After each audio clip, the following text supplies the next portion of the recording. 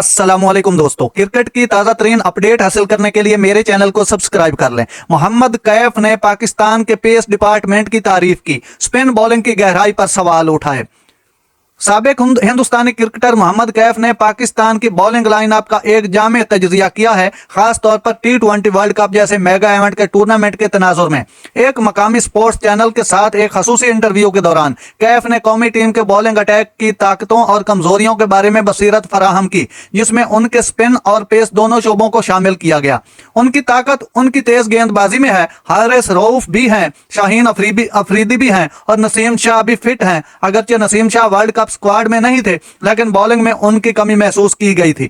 वो एक अच्छे बॉलर हैं और उनकी ताकत उनकी तेज गेंदबाजी में है, जो अमेरिका में उछाल वाली पिचों पर साथ है। इनके तेज गेंदबाज वहां पर सबकत ले जाएंगे, कैफ ने कहा।